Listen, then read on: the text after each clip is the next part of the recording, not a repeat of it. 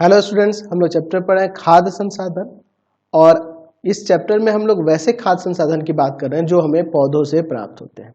आज की क्लास में हम लोग रासायनिक उर्वरक के बारे में बात करेंगे और फिर इसके विवेकपूर्ण तरीके से उपयोग कैसे करें इसके बारे में भी हम लोग बात करेंगे। ठीक है, तो चलिए मैं यहाँ पे पहले हेडिंग देता हूँ, रासायनिक उर्वरक यानी केमिकल फर्टिलाइजर। Chemical fertilisers.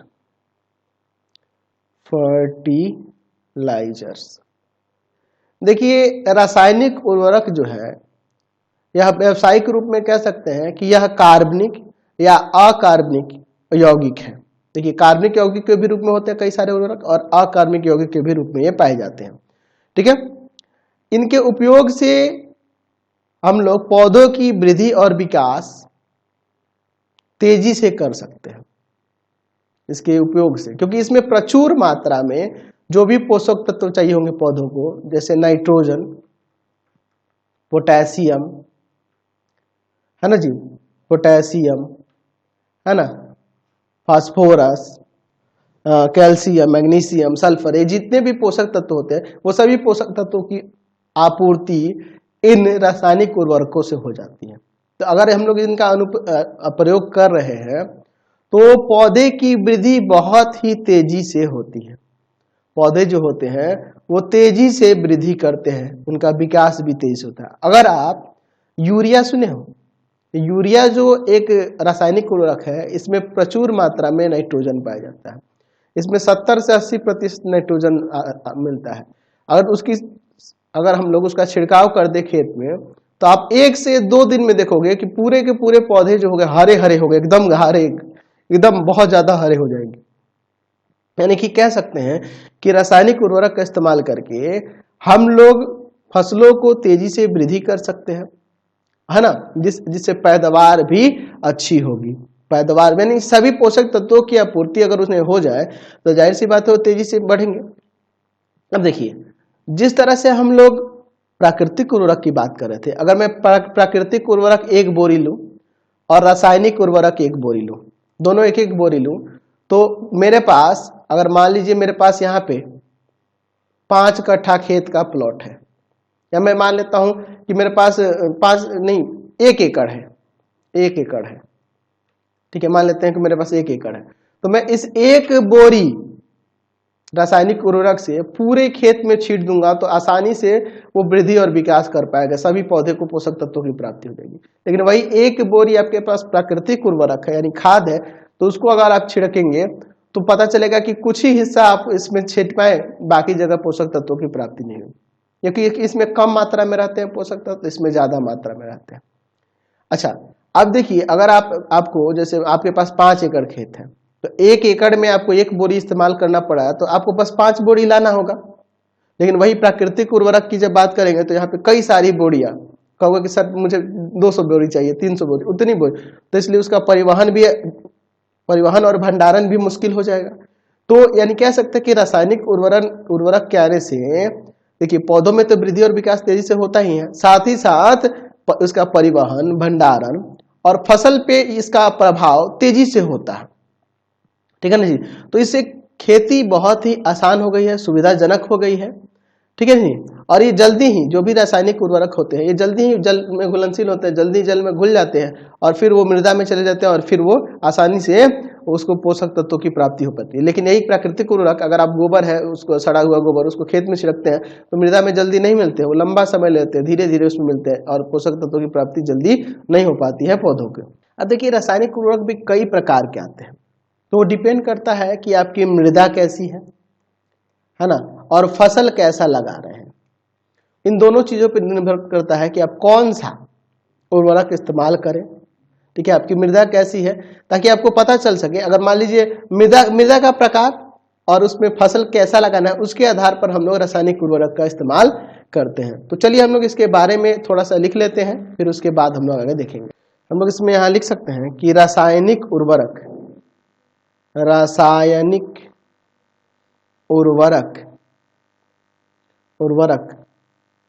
व्यावसायिक रूप में या व्यावसायिक रूप से तैयार अकार्बनिक एवं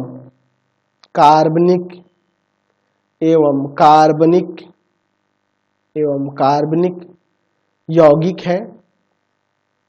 यौगिक है जिनमें पादपों की स्वस्थ वृद्धि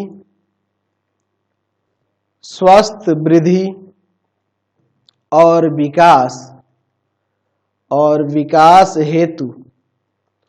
विकास हेतु आवश्यक पोषक तत्व या पोषक मौजूद होते हैं।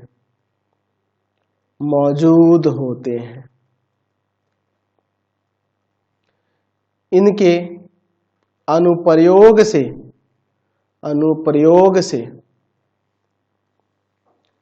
पौधों की अच्छी कायिक वृद्धि होती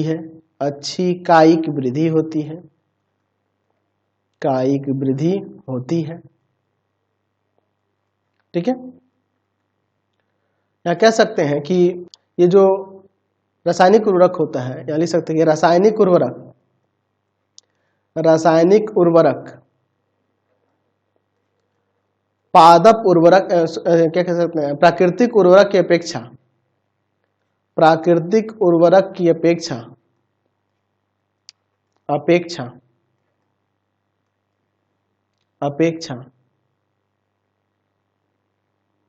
सांद्र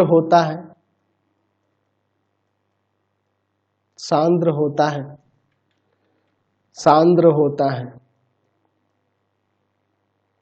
ठीक है, जिसके कारण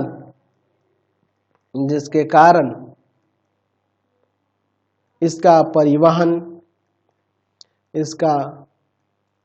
परिवहन भंडारण और फसलों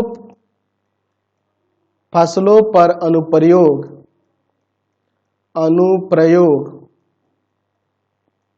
बहुत आसान है।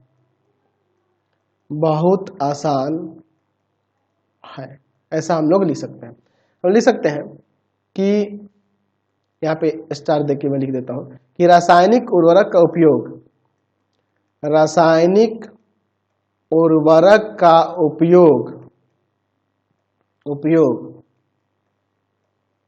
मृदा तथा फसलों के प्रकार पे निर्भर करता है। ठीक है, अब कौन सा फसल में कौन सा उर्वरक इस्तेमाल करते हैं, तो इसके बारे में तो हम लोग इस चैप्टर में नहीं पढ़ेंगे जी, है ना जी। हम लोग अभी 9th क्लास में इतना कुछ जानकारी हमें नहीं लेना, बस जान लेना है कि उर्वरक का इस्तेमाल किसके ऊपर निर्भर करता है, मृदा और फसलों के ऊपर।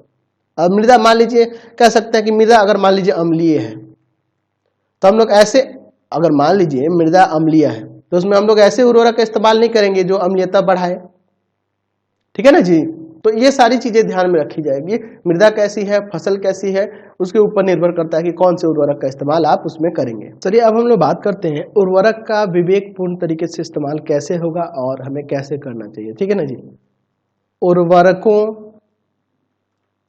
का विवेकपूर्ण उपयोग। देखिए, हमें उर्वरक का इस्तेमाल, देखिए विवेकपूर्ण तरीका का मतलब समझते हैं, यानी कि जितनी आवश्यकता है उसी के हिसाब से उपयोग करें। हम लोग रासायनिक उर्वरक का जितना आवश्यकता है उतना ही इस्तेमाल करें, ना तो ज्यादा करें। ज्यादा करने से क्या होगा, बर्बाद होगा, और कम करने से फसल अच्छी नहीं होगी। तो एक बैलेंस मात्रा में, है ना जी, एक बैलेंस मात्रा में हमें उसका इस्तेमाल करना चाहिए। रासायनिक उर्वरक का जितना इस्तेमाल करें जितनी उसकी आवश्यकता हो। देखिए, अगर हम लोग रासायनिक उर्वरक का लंबे समय तक ज्यादा मात्रा में इस्तेमाल करेंगे ना, तो वो मिट्टी की उर्वरकता को घटाते जाता है। ऐसा क्यों हो जाता है? देखिए, ज्यादा मात्रा में जब इस्तेमाल करेंगे तो वह मिट्टी जो होगा या तो अम्लीय हो जाएगा या क्षारीय हो जाएगा। है ना, अम्लीय क्षारीय हो जाएगा। अम्लीय क्षारीय जो हो जाएगा तो इसमें क्या, जो इसमें कह सकते हैं कि इसमें उसकी उर्वरक क्षमता होती है वो धीरे धीरे नष्ट हो जाती है। अच्छा ये भी सोचो कि ज्यादा इस्तेमाल करेंगे उर्वरक का और बारिश के पानी से, सिंचाई के पानी से, बारिश के पानी से या सिंचाई करेंगे उस समय में वो उर्वरक वो मिट्टी पानी में मिल जाएंगे और वो पानी के साथ बह के कहाँ चले जाएंगे, नदी नालों में जाएंगे और वहां पे रहने वाले जीवों का भी जीवन संकट में आ जाएगा। तो इसलिए जरूरी है कि हम लोग उर्वरक का इस्तेमाल इस तरह से करें जितनी उसकी जरूरत हो। जरूरत से ज्यादा करने पे क्या होता है जी, वह बर्बाद ही होता है ना। उसका दुष्परिणाम भी मैंने अभी आपको बताया कि ज्यादा जरूरत करने से, ज्यादा उपयोग करने से क्या होता है, मिट्टी की अम्लीयता या क्षारीयता बढ़ जाती है, जिसके कारण से उसमें कह सकते हैं कि उसमें फसल अच्छा नहीं हो पाता है। ठीक है, कह सकते हैं कि आगे चल के क्या होगा, धीरे धीरे खेत में क्या हो जाएगा, जो कार्बनिक पदार्थों की जो जरूरत होगी वह कम हो जाएगी और कार्बनिक पदार्थ की उसमें जब कमी होगी तो उसकी उर्वरक क्षमता घटते जाएगी। तो इसलिए हम लोग यहाँ पे लिख सकते हैं कि रासायनिक उर्वरकों की उतनी ही मात्रा इस्तेमाल करना चाहिए जितनी की जरूरत हो।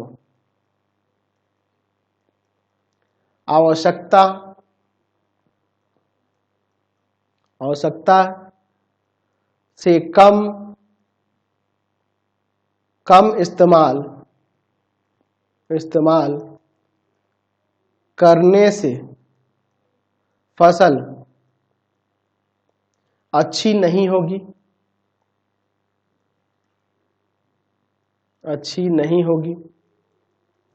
तथा ज्यादा इस्तेमाल करने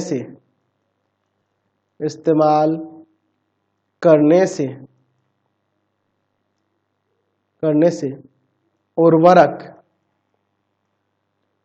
केवल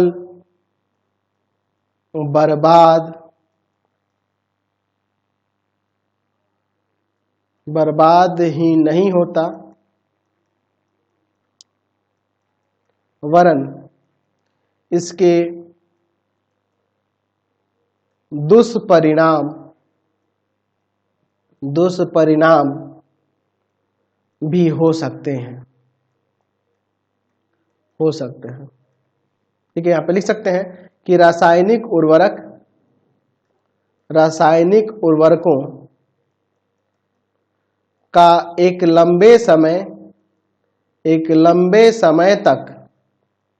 समय तक और जरूरत से ज्यादा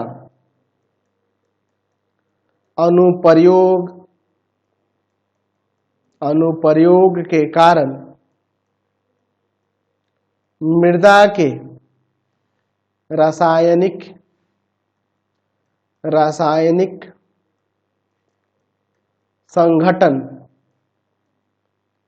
संघटन में प्रबल परिवर्तन संभव है। या तो मृदा अधिक क्षारीय या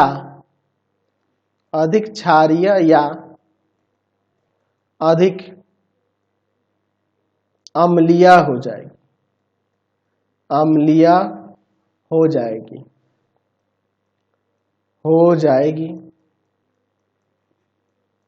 कुछ समय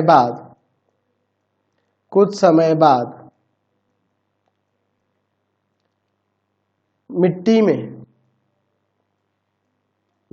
में कार्बनिक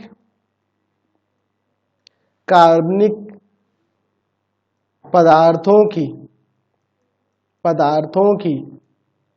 कमी हो जाती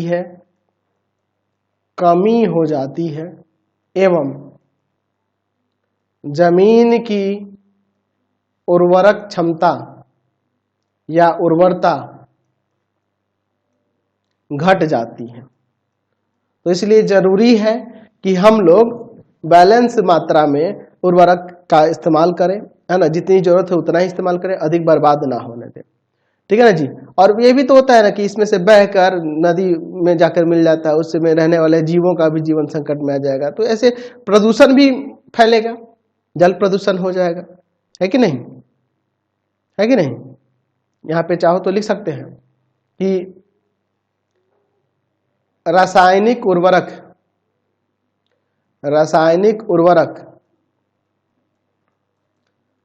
वर्षा जल के साथ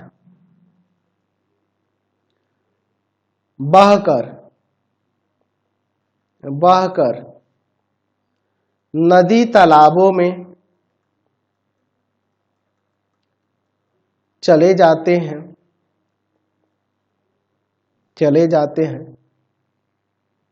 जो उसमें रहने वाले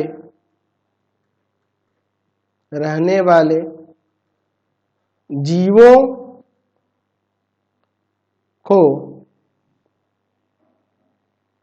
को कह सकते हैं, जीवों को या जीवों का जीवन, ऐसे लिख देते हैं, जीवों का जीवन संकट में ला देते हैं तथा जल भी प्रदूषित होता है। तो इसके ये भी नुकसान है, ये ध्यान रखना। था आज की क्लास में इतना ही रहने देते हैं, नेक्स्ट वीडियो में आगे देखेंगे। आपको हमारे 3 चैनलों को सब्सक्राइब करना होगा। पहला है पाथफाइंडर क्लासेस छपरा, दूसरा है आपके पास भारती भवन रविकांत